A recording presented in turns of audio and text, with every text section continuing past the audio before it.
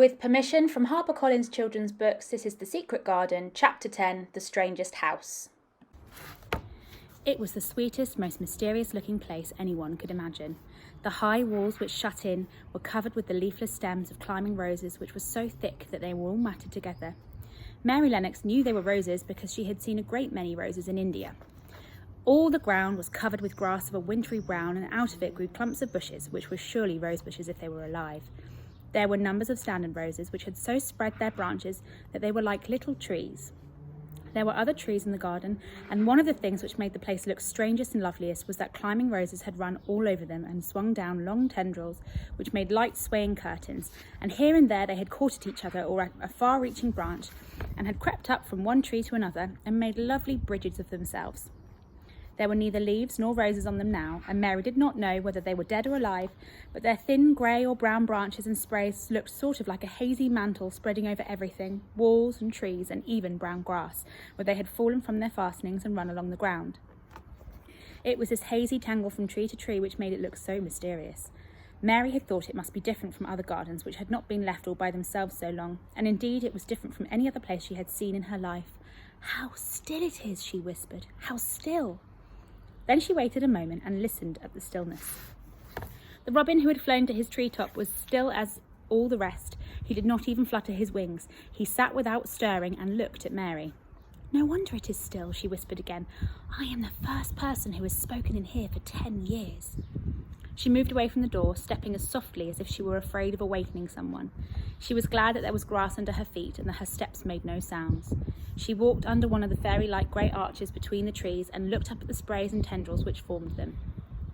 "I wonder if they are all quite dead," she said. "Is it all a quite dead garden? I wish it wasn't." If she had been Ben Weatherstaff, she could have told whether the wood was alive by looking at it, but she could only see that there were only grey or brown sprays and branches, and none showed any signs of even a tiny leaf bud anywhere. But she was inside the wonderful garden, and she could come through the door under the ivy at any time, and she felt as if she had found a world all on her own. The sun was shining inside the four walls, and the high arch of blue sky over this particular piece of Misselthwaite seemed even more brilliant and soft than it was over the moor. The robin flew down from his treetop and hopped about or flew after her from one bush to another. He chirped a good deal and had a very busy air, as if he was showing her things. Everything was strange and silent, and she seemed to be hundreds of miles away from anyone, but somehow she did not feel lonely at all. All that troubled her was her wish that she knew whether all the roses were dead, or if perhaps some of them had lived, and might put out leaves and buds as the weather got warmer. She did not want it to be a quite dead garden. If it were a quite alive garden, how wonderful it would be, and what thousands of roses would grow on every side. Her skipping rope had hung over her arm when she came in, and after she had walked about for a while, she thought she would skip round the whole garden, stopping when she wanted to look at things. There seemed to have been grass paths here and there, and in one or two corners there were alcoves of evergreen with stone seats or tall moss-coloured flower urns in them. As she came near the second of these alcoves, she stopped skipping. There had once been a flower bed in it, and she thought she saw something sticking out of the black earth, some sharp little pale green points. She remembered what Ben Weatherstaff had said, and she knelt down to look at them. "Yes, they are tiny growing things, and they might be crocuses, or snowdrops, or daffodils," she whispered. She bent very close to them and sniffed the fresh scent of the damp earth. She liked it very much. "Perhaps there are some other ones coming up in other places," she said. "I will go all over the garden and look." She did not skip, but walked. She went slowly and kept her eyes on the ground. She looked in the old border beds and among the grass, and after she had gone round, trying to miss nothing, she had found ever so many more sharp pale green points, and she had become quite excited again. "It isn't a dead garden," she cried out softly to herself. "Even if the roses are dead, there are other things that are alive." She did not know anything about gardening, but the grass seemed so thick in some of the places where the green points were pushing their way through that she thought they did not seem to have enough room to grow. She searched about, she found a rather sharp piece of wood and knelt down and dug and weeded out the weeds and grass until she made nice little clear places around them. "Now they look as if they could breathe," she said after she had finished with the first ones. "I am going to do ever so many more. I'll do all I can see. If I haven't time today, I can come tomorrow." She went from place to place and dug and weeded and enjoyed herself so immensely that she was led on from one bed to bed and into the grass under the trees. The exercise made her so warm that she first threw her coat off, then her hat, and without knowing it, she was smiling down onto the grass and the pale green points all the time. The robin was tremendously busy. He was very much pleased to see gardening begun on his own estate. He had often wondered at Ben Weatherstaff. Where gardening is done, all sorts of delightful things to eat are turned up with the soil. Now here was this new kind of creature who was not half Ben's size and yet had the same sense to come into his garden and begin at once. Mistress Mary worked in her garden until it was time to go to her midday dinner. In fact, she was rather late in remembering, and when she put on her coat and hat and picked up a skipping rope, she could not believe that she had been working 2 or 3 hours. She'd actually been happy all the time, and dozens of the tiny pale green points were soon to be seen in clear places, looking twice as cheerful as they had looked before when the grass and weeds had been smothering them. "I shall come back this afternoon," she said, looking all around at her new kingdom and speaking to the trees and rose bushes as if they heard her. Then she ran lightly across the grass, pushed open the slow old door and slipped through it under the ivy. She had such red cheeks and such bright eyes and ate such a dinner that Martha was delighted. "2 pieces of meat and 2 helps of rice pudding," she said. Mother will be pleased when I tell her what the skipping rope's done for thee." In the course of her digging with her pointed stick, Mistress Mary had found herself digging up a sort of white root, rather like an onion. She had put it back in its place and patted the earth carefully down on it, and just now she wondered if Martha could tell her what it was. "Martha," she said, "what are those white roots that look like onions?" "They're bulbs," answered Martha. "Lots of spring flowers grow from them. The very little ones are snowdrops and crocuses, and the big ones are narcissuses and jonquils and daffodillies. The biggest of us all is lilies and purple flags. They are nice. Dickon's got a whole lot of them planted in our bit of garden." "Does Dickon know all about them?" asked Mary, a new idea taking possession of her. "Our Dickon can make a flower grow out of a brick wall. Mother says he just whispers the thing out of ground." "Do bulbs live a long time? Would they live years and years if no one helped them?" inquired Mary anxiously. "They're things as helps themselves," said Martha. "That's why poor folk can afford to have 'em. If you don't trouble 'em, most of 'em will work away underground for a lifetime and spread out and have little uns. There's a place in Park Woods here where there's snowdrops by the thousands. They're the prettiest sight in Yorkshire when spring comes. No one knows when they was first planted." "I wish the spring was here now," said Mary. "I want to see all the things that grow in England."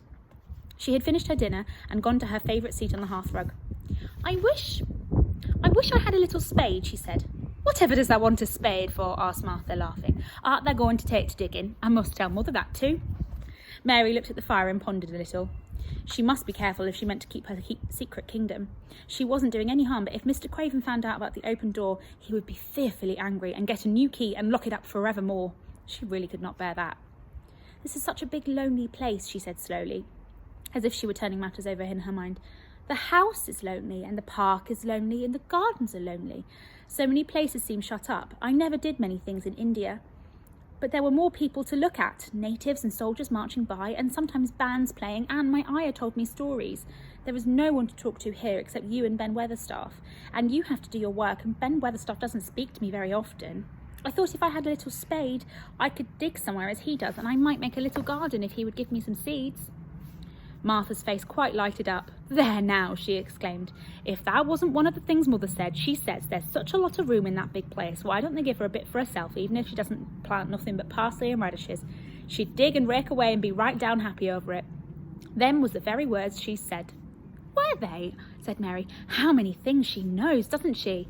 Said Martha, "it's like she says, a woman as brings up 12 children learns something besides her ABCs. Children's good as arithmetic to set you finding out things." "How much would a spade cost? A little one?" Mary asked. "Well," was Martha's reflective answer, "at Thwaite village there's a shop or so, and I saw little garden sets with a spade and a rake and a fork all tied together for 2 shillings, and they were stout enough to work with too." "I've got more than that in my purse," said Mary. "Mrs. Morrison gave me 5 shillings, and Mrs. Medlock gave me some money from Mr. Craven." "Did he remember thee that much?" exclaimed Martha. "Mrs. Medlock said I was to have a shilling a week to spend. She gives me one every Saturday. I don't know what to spend it on." "My word, that's riches," said Martha. "Thou can buy anything in the world thou wants. The rent on our cottage is only 1 and 3, and it's like pulling our teeth to get it. Now I've just thought of something," putting her hands on her hips. "What?" said Mary eagerly. "In the shop at Thwaite they sell packages of flower seeds for a penny each, and our Dickon, he knows which is the prettiest ones and how to make 'em grow. He walks over to Thwaite many a day just for fun of it." "Does thou know how to print letters?" suddenly.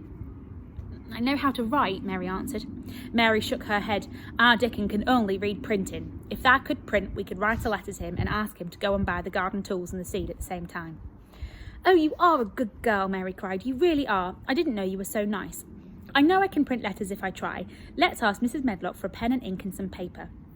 "I've got some of my own," said Martha. "I bought 'em so I could print a bit of a letter to Mother of a Sunday.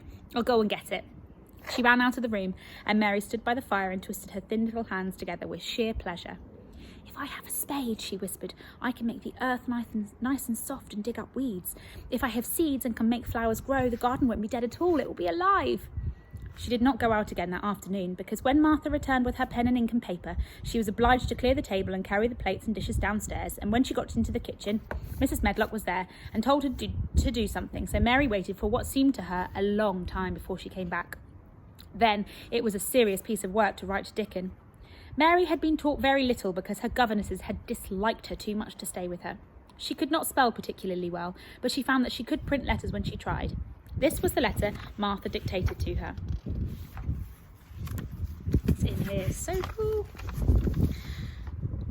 "My dear Dickon, this comes hoping to find you well as it leaves me at present. Miss Mary has plenty of money and will you go to Thwaite and buy her some flower seeds and a set of garden tools to make a flower bed.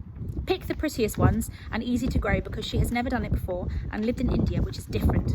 Give my love to Mother and every one of you. Miss Mary is going to tell me a lot more so that on my next day out you can hear all about elephants and camels and gentlemen going hunting lions and tigers. Your loving sister, Martha Phoebe Sowerby."